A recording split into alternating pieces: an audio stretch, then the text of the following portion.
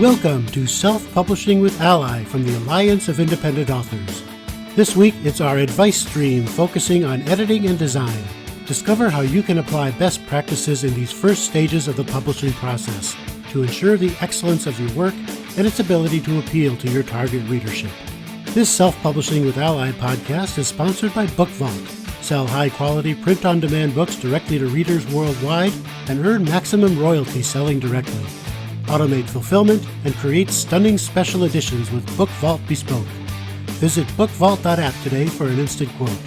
This podcast is also sponsored by Gatekeeper Press, the all-inclusive gold standard in publishing, offering authors 100% rights, royalties, satisfaction, and worldwide distribution. Gatekeeper Press, where authors are family.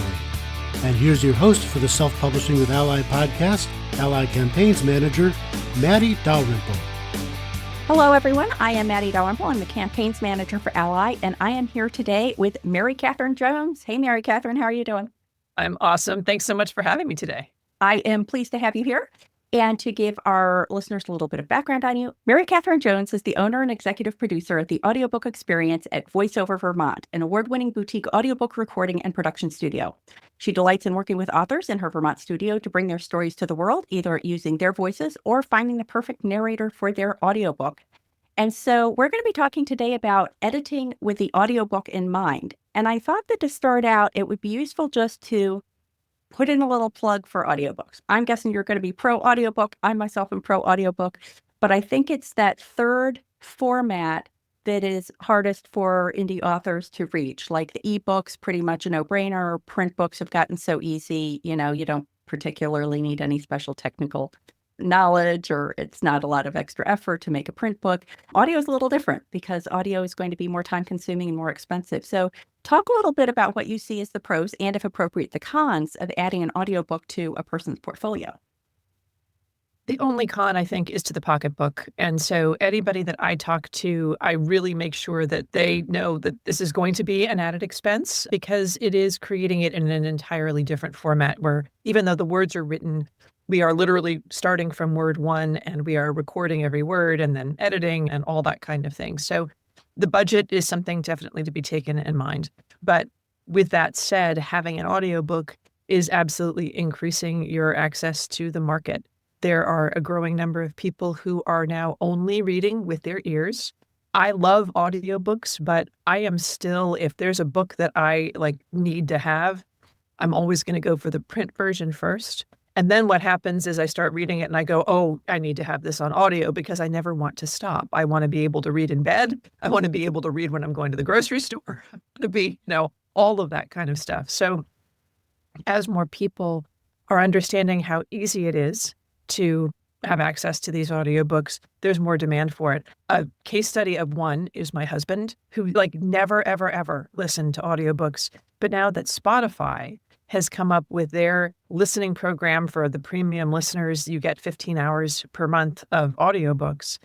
All of a sudden, he's like, oh, there's actually this audiobook about this rock star that I'm interested in. And he never would have touched them before. So the access to the market it's really important. And if you don't have an audiobook, there are some people who won't read your book with their eyes or their ears. The market itself has been growing by double digits for the last 10 plus years. I think last year it might have been 9%.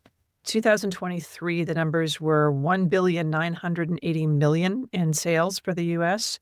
This year, I don't have the official numbers yet, but it's expected to be over $2 billion. And worldwide, in the next 5 years, it's supposed to be over $30 billion with a B. So that's my plug for audiobooks, and because they're delightful to listen to. Yeah. Produced correctly. Produced correctly, yes. I was going to add that caveat myself. And I should probably be able to figure this out a little bit if I could do the math more quickly. But are there certain markets outside the U.S. that are growing more quickly or that seem to be especially in love with audio that listeners should know about? So I'm not as familiar demographically with anything other than the English-speaking market, but I understand from what I remember, I believe that in all markets across the world, it's growing, but particularly in markets like third world countries, emerging markets, just like everything else, they want access to everything. That's interesting to hear about how you decide what you're going to listen to, read with your ears rather than your eyes, because I'm sort of the other way around. When I'm listening to audio, I'm generally doing it with nonfiction because my interest is in consuming the content rather than kind of having an experience as the way I am for fiction. And for the fiction experience, I tend to like to read with my eyes, but when I'm consuming content, I like to consume with my ears. And then sometimes I will buy the print book because I want easy access to it. I think, oh, sometime I'm just going to want to like quickly look up that chapter about such and such, and then I can more easily do that with a print book. So I think another interesting thing is that you don't necessarily cannibalize sales of one format with audio, because oftentimes people look at it in multiple formats. Well, and also a lot of the platforms encourage you to do that. For example, Amazon and Audible, owned by the same company, they will have incentives if you buy the print book. Oh, now you get this discount on the audio. Yeah. And that's, I think, something that authors should definitely take advantage of because they're going to increase the sales. I like it when I'm not paying full price. And if it's, if it's $10 versus $20 and it's a book that I want to have an uninterrupted experience of reading, then I'm going to get both. I think that the other thing is that obviously, we asked 12 people about their use of audio. We're probably going to get 12 slightly different answers. And if people have a pool of people who are already reading their work in print or ebook, it would be a fun conversation to have with them on social media or via their email newsletters or something like that to find out how and if they're consuming audio, because that could be a good way to weigh that, when is the right time to make the investment kind of question. Right. So since we, in this stream of the podcast, talk mainly about editing and design, we're going to be focusing primarily on that. And I think that one of the things that I didn't appreciate until I started producing my own audio is that question of writing for the ear as well as writing for the eye. And can you talk a little bit about what that means and how that plays out for authors?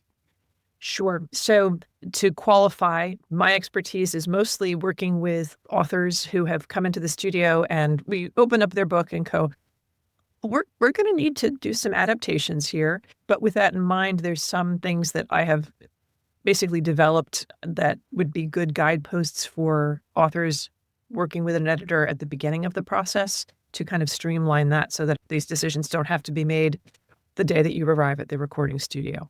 I think that the most obvious one is for books that have visuals. Now, I'm not talking about children's books because, again, that's sort of a whole separate thing. But your typical nonfiction book that might have some charts or graphs, that might have a list of, like items to eat, that kind of thing, that is fine when your eye is scanning the page and is absorbing that information. But 2 pages of a list of foods to avoid gets really dull for the ear. And so, again, visually, when I'm looking through a book and getting it ready to record, those are the kinds of visuals that I'm going to stop and say, all right, let's think about how we can address this so we don't lose the listener. And so in that situation, I would say, why don't we pick 4 or 5? And you can list them. Maybe you actually go into detail about why these particular items are particularly bad for you or good for you or whatever that is. But then you direct people back to your website because hopefully you have a website, and you encourage the listener to download a PDF that has the complete list of the good, the bad, and the ugly. Similarly with charts and graphs. There are some graphics that are really more like curly cues, right? They're there to kind of enhance the text, but they don't need to be there. They just make it more visually appealing. So those you can kind of get rid of.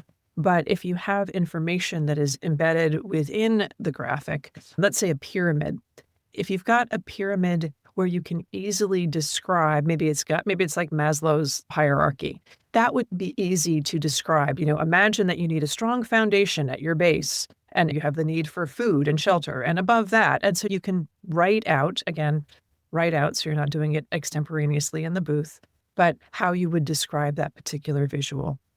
If it's more complex, then you would refer to the fact that I have a graphic that really goes into detail explaining the nuances that I'm trying to get across in this particular theory that I'm explaining.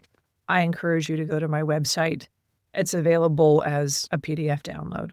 So having that conversation either with your editor or with your audio editor in advance means that you're not caught flat-footed when you get to the booth.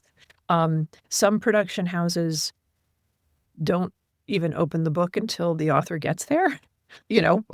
Everybody has their own methods. I do look in advance for that because those are important things to have. Another point about that is that by directing people to your website, you have an opportunity to build your list.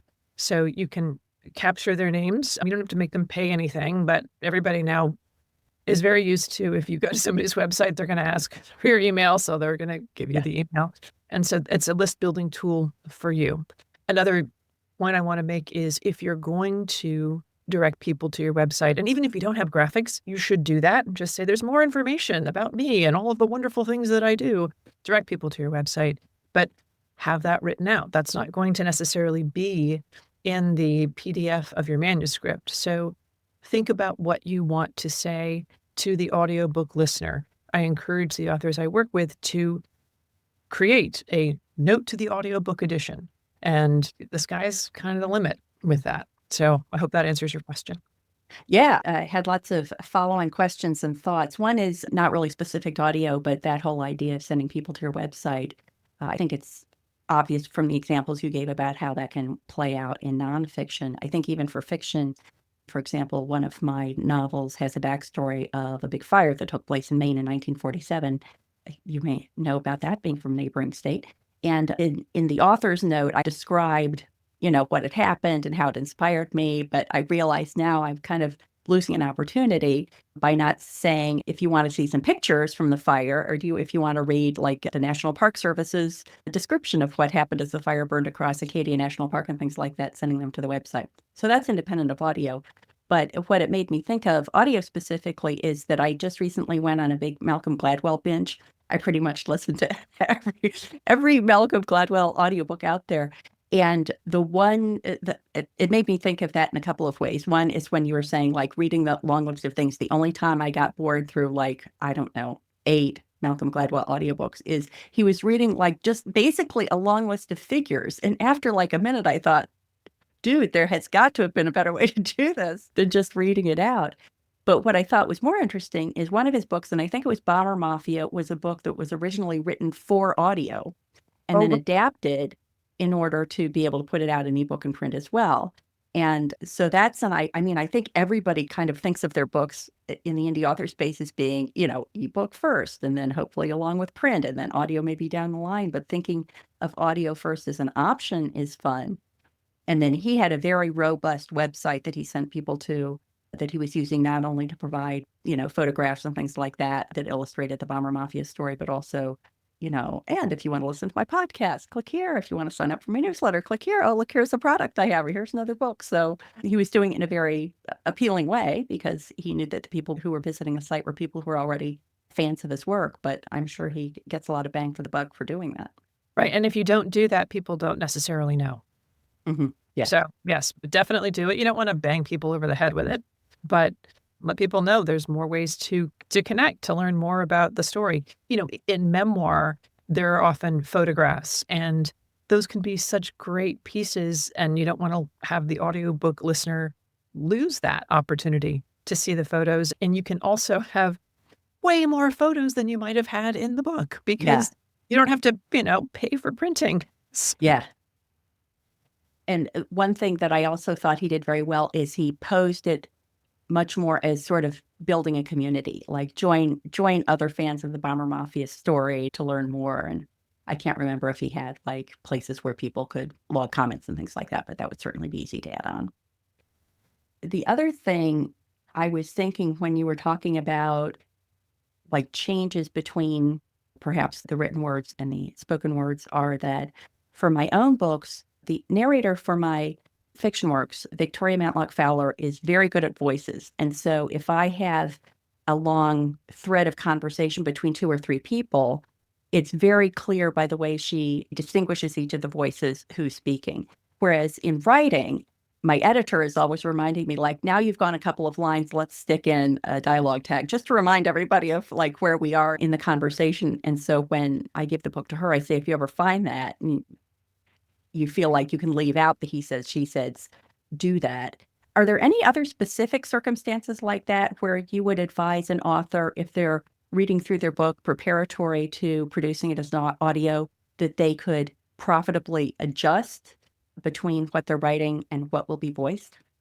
So I think it's a matter of time and resources, right?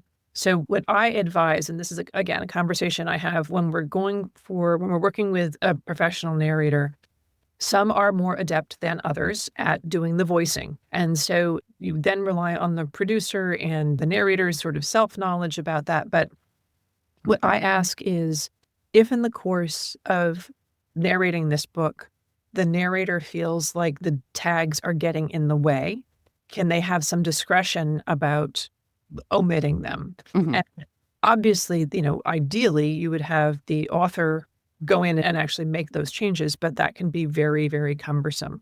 Whereas a skilled narrator can do that on the fly. And if there's some hesitation about that, then we'll say, all right, let's give a sample so that we hear the difference between having the tags and not having the tags. And then we just kind of see what feels right with that. But I think that, so what you're saying, what you do is absolutely wonderful, because you don't want to have the listener burdened by those dialogue tags when you have something, where a character is shouting and then it's comma, he shouted. Hopefully the narrator has been shouting and you don't need to say shouted. So it's just those kinds of redundancies that they're nice to keep an eye out for, to try to get rid of them. But other times it can be helpful to have them there. Yeah. One of the things that I have encountered in producing my audiobooks, along with my co-producing my audiobooks with my narrator, is that there was one circumstance where the narrator interpreted an interaction between two characters very differently than I intended. And so 99% of the time, I try to bring to it the perspective of, I'm a professional writer, she's a professional narrator. I'm going to let her, bring her own creative interpretation to what's going on. But this was one of these things that it was early in the story. It was really kind of setting the scene for these two characters. And if the reader brought to that character's relationship the assumptions they would if they listened to it rather than read it, or rather than read it as I intended, it was really going to make the story very different. So that was a learning to me, in the sense that, okay, the fact that she could interpret it differently. So I had intended in this interaction between a father and a son for the father to come out as kind of the aggrieved party, and it read very much in the audio more like the son was coming out as the aggrieved party. So I explained my reasoning. I asked her to re-record it. She very graciously did. And it was a learning for me that, what I had intended with that scene did not come through, at least for her. And so there was like an editorial learning for me. But do you have any advice if authors know that somebody else is going to be reading their work? Do you recommend that they annotate it in some way, at a macro level, like character motivations and things like that? I'm going to get to the more micro level in a minute. Right. Well, so one of the things that I find very helpful and that I ask for is to have a very broad, high-level summary of what is happening in the book, who the characters are, and perhaps a little bit of interaction between, like, what are the dynamics between the characters.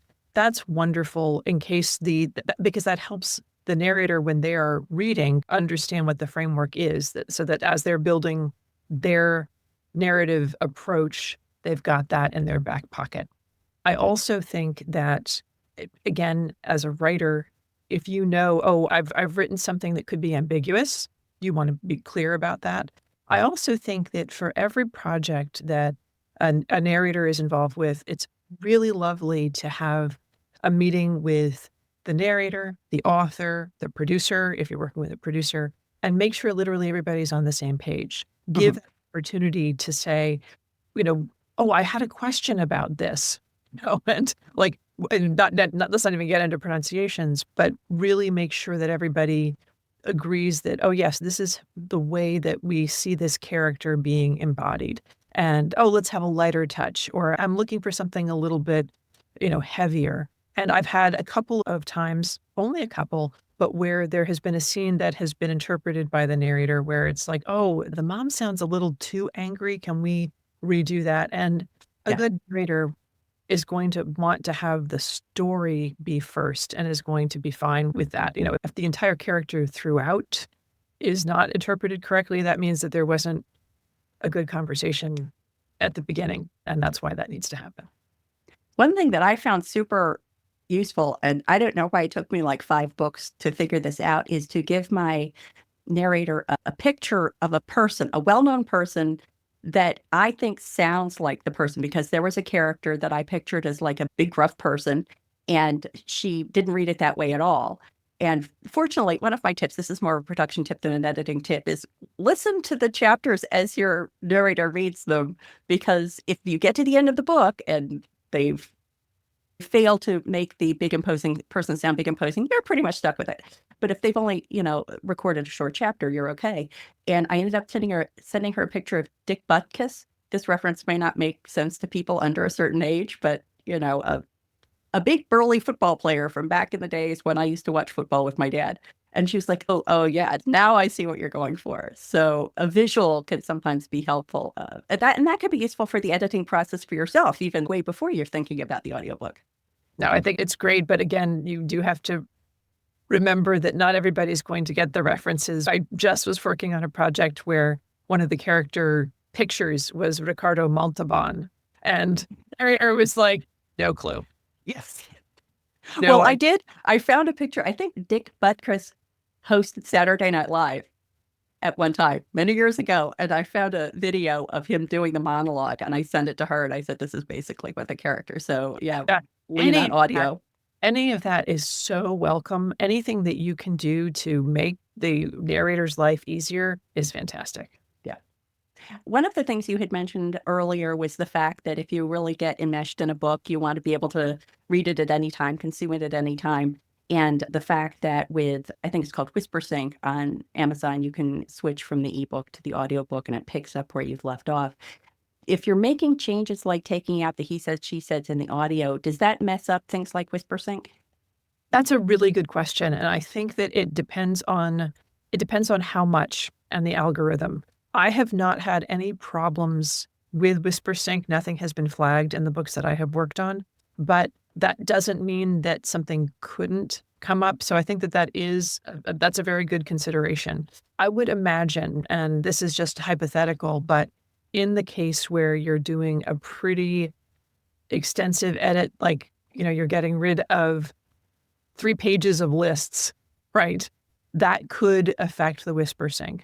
That said, I think that it's still worth having the different formats, because I know that for me, I often do a lot of my audiobook listening through Libby, the library app, which doesn't sync with my print version. But if I know that I've finished chapter 3 and it's time for chapter 4, I know how to go to chapter 4 and pick it up from there. But I think that's a really good question. And I don't have a definitive answer. I just know that so far there haven't been any flags on that. Sticking with a theme of the editing process, are there other tips you have about, as a person is going through the editing of their book, are there things they should always be kind of having in the back of their mind, other than the fact that if you say it out loud, is it hard to say out loud because it has like unfortunate consonants next to each other or something like that? But what are some of those things that people should just have as a tickler list in the back of their minds as they're doing the editing on the manuscript? Well, I was talking about this conversation with one of the authors that I worked with, and she got so excited. She's like, oh my gosh, that's so cool. And she said one of the things that she didn't realize until we had produced her audiobook was that there were characters in the written book that I think one of them started with the letter S, one of them started with CH, and one of them started with like a TS or something. And so visually, it's very clear, like at least, our brains know, oh, different character. But in the audiobook, they all had the same starting sound. And that can be a little bit confusing. So when you're writing with the ear in mind, it's very important to realize that the audiobook experience is completely linear. You can't really go back and say, wait, what happened and who was that character? So when you have very subtle reminders of who these characters are, particularly if you've got a central character that's maybe introduced in chapter 1 or 2 and then doesn't appear again until chapter 17. What can you do aside from naming them that's going to bring that listener back to who that is? There's a book that I'm listening to right now that has, and the narrator is doing such a great job with this, but this one character's way of speaking is very distinctive, so that even though we haven't heard from him in 7 chapters, he appears, walking in a room and he's like, dude, and you're like, oh, he's back. Yeah. So those kind of signifiers, it's like think about a character on stage wearing a particular kind of shirt. It's that kind of, how can you bring that with you into your writing as a kindness to the listener? And the more complex the story you're telling, world building, fantasy, all of that, the more important that is to have those subtle reminders, whether it's a cough or a sneeze or the way somebody just describing how they walk. Oh, it's the shuffle guy. Oh, I remember who that is now. Fantasy especially makes me think of the tip of always providing a phonetic representation of how you want words pronounced, but not even fantasy. Like I live outside Philadelphia. Paoli got pronounced Powley in the audiobook. Unfortunately, because I was listening to it chapter by chapter, I got it right away and she was able to fix it. But even names that seem very straightforward to you, I think any proper name, you might as well provide a phonetic rendition of it so everybody's on the same page. That's really important. I live in Vermont, and there's a town in Vermont that's spelled Berlin.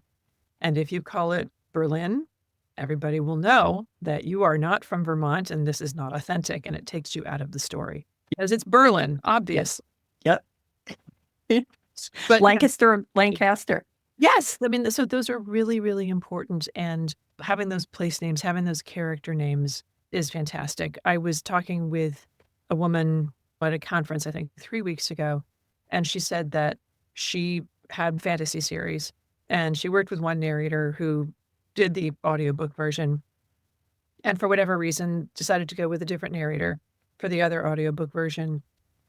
And there wasn't a whole lot of conversation. And so the second book, even though it was the same world, had completely different pronunciations of names and places, and it was already created. So those are the kinds of consistencies that you want to think about, that it's almost like making a film.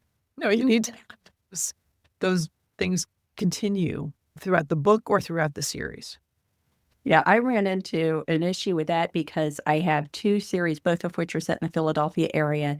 And every once in a while, I'll stick like a little Easter egg cameo in of a character from one that is appearing in the other one. And the narrator didn't realize that this was a cameo character. And, she didn't remember this minor character's name from the other book. She read it, in some different way. And I didn't pick it up until the second book when the same thing happened. And she said, oh, yeah, it never occurred to me to go back and look and see if this character, he was just making a walk on. And so that's another of those things that you can keep the little tickler list at the side of your desk and say, I have to remember to explain proper names. I have to remind them that this character has shown up before, and it would be nice if the voice was the same. Yeah, a whole different consideration of consistency issues. Well, another thing when you're talking about creating a glossary of names and place names, I would recommend that one do that even if the author is going to be the person doing the narration. I do a lot of work with authors of memoir and have found that there are times, particularly if they're talking about their visits to different countries and places, they may not actually know the way to pronounce those places. And so to make sure that that is set up beforehand is a real kindness. I mean, there are resources that one can access on the fly, Youglish and, Merriam-Webster audio and all that kind of thing to get these. Although some names can be more obscure and can be very time consuming to find, particularly when you're talking about proper names of people they may have met and, oh, I can't get that wrong. So having that list, making sure that that's all nailed down is a great time saver and probably a face saver too. Yeah. My tip would be don't put in words in a language other than your own unless you're really sure you can tap into someone who could check it, because in a couple of my books, I had a couple of phrases in Swedish. The bad guys were Swedish. And so every once in a while, normally they were talking English because they were talking with my English speaking characters, but every once in a while they would have like a little burst of Swedish. Unfortunately, my nephew is Swedish, and I could run the Google Translate and then I would send it to him and say, does this make sense? And he'd be like, yeah, that's fine. Or no, that really doesn't mean what you're What you intending it to think? mean. And I think that the other thing that I found is that, and this was probably triggered by having a bad experience, but if a character has a particular accent, like an American Southern accent, for example, to note that in the character sketch, because I realized in one case that I hadn't clarified for the reader as soon as they met the character that the character was speaking in a Southern accent. If I had, of course, that would have clarified it for the narrator. But I also thought, well, if I haven't clarified that for the reader until they've encountered the character a couple of times, then they have to make this uncomfortable switch of their perception of the character to now give them a Southern accent. And so that was another one of those things, that some of these things you need to consider for audio, or also improve your writing in other ways as well. That is so true. I narrated an audiobook way back in the day, and I was new to my craft. I spent so much time doing the prep, and I didn't have the benefit of working with a producer or knowing that I should have set up a meeting with the author. It was, something that came to me, just like, here's your manuscript, go do your thing and let me know when it's done. And, I charted, thank goodness, every page that every character appeared on and all of that. And I'm telling you, it wasn't until I got to page like 279 that I realized, as I was narrating it, and I had read this thing like 3 times in advance, but I got to this page describing an interaction between a father and one of his sons. He's got 2 sons. And I had the 2 sons, like everybody's different. And then he said, the son said, sounding exactly like his father. And then there was a little bit more description, like that he always sounded like his father. And I'm like, what? I completely had missed that. And I had a lot of re-recording to do. Oh, my goodness. Yeah. So, but that's where you don't know, as a rights holder, as an author, when you're working with a narrator, you don't necessarily know their level of experience. And you want, if you have an opportunity to have a meeting with them, I think it's really important to do that and ask for that, and know that you can. Know that you can ask for custom auditions. Don't just pick a narrator because you've listened to their demo and like, oh, that sounds like a good voice. Send them a few pages of your manuscript. Ask them to audition. If they don't, they probably aren't going to be a good fit for you. That's part of the gig of being a narrator, is doing auditions. So if they're not willing to do that, that's a flag. Yeah, I was auditioning people when I was doing my first Lizzie Ballard book via ACX. And there was one person who I loved. And in the early parts of that book, Lizzie, the protagonist, is very young. She's, she's very young in some of the early scenes. And the woman was doing a great job. And then she got to a part where young Lizzie was saying something, and she started talking this really irritating child voice. I was like, and I wrote back and I said, love everything else you're doing, but you really, nobody's going to be able to listen to that for more than 3.2 seconds. And so she did it again, still with the squeaky voice. And I sadly had to pass on her because I just thought, man, that's going to be brutal. And then I found someone who was able to convey that idea of a young person talking without it being like nails on a chalkboard. Like a cartoon. And that's also why, when you're thinking about, okay, you're going to ask for a custom audition, I recommend finding places where there's dialogue, because that's going to be really the make or break for most narrators. Yeah. And especially if it's weird dialogue, like someone with a Swedish accent. And the other tip I've heard is picking a part, or maybe a couple of short parts, that represent different characters. Yes. So that it's not just a long conversation between 2 characters, but now you don't have any sense of how they would voice the other 13 characters. And when you're doing that, again, context is everything. So if you're sending just snippets of, like a few pages here and a few, or not pages, because you really don't want to ask them to do more than about 3 to 4 minutes, because that becomes work.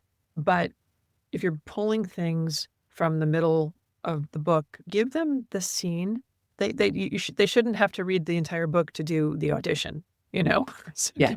the overall, like, this is what this book is about, and this scene, like, set the scene for them and then let them have it. Yeah.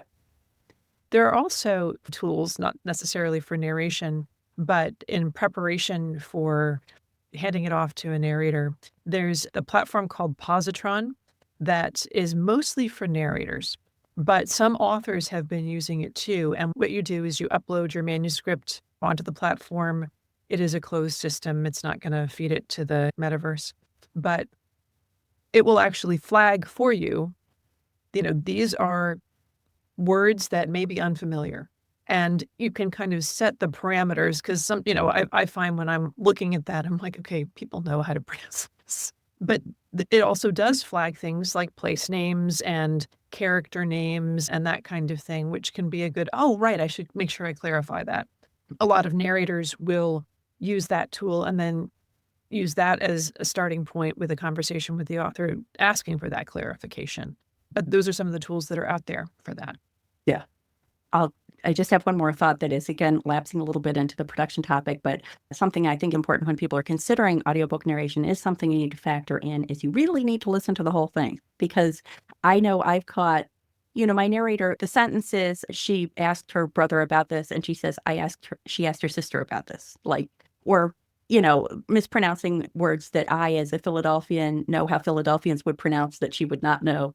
And the idea that it's not like you just turn it over and then pretty soon you have audio. There is this sort of proof listen period that you have to sign up for as well. Absolutely. Absolutely. That is part of the process. We can only do as much as we know how to do. And there are ways that people talk that we're not going to necessarily know. Yeah. So cool. Well, thank you so much, MaryCatherine. It's been great talking to you about audio. And please let everyone know where they can find more out about what you do online. Fantastic. So I've been going through a little bit of a rebrand. So my company is the Audiobook Experience. You can also find me. So you can find me at the Audiobook Experience. You can still find me at VoiceOver Vermont because I have been transitioning and doing pretty much exclusively audiobooks for the last 6 years. I thought maybe I should have that in my name. Probably a smart branding situation. Amazing. And I would love to talk and answer any questions that listeners have about audio and audiobooks. Great. Thank you so much. You've been listening to the editing and design stream of the Self-Publishing with ALLi podcast, sponsored by Book Vault. Sell high-quality print-on-demand books directly to readers worldwide and earn maximum royalties selling directly. Automate fulfillment and create stunning special editions with Book Vault Bespoke. Visit bookvault.app today for an instant quote. This podcast is also sponsored by Gatekeeper Press, the all-inclusive gold standard in publishing, offering authors 100% rights, royalties, satisfaction, and worldwide distribution. Gatekeeper Press, where authors are family. And if you haven't already, we invite you to join our organization and become a self-publishing ally. You can do that at allianceindependentauthors.org.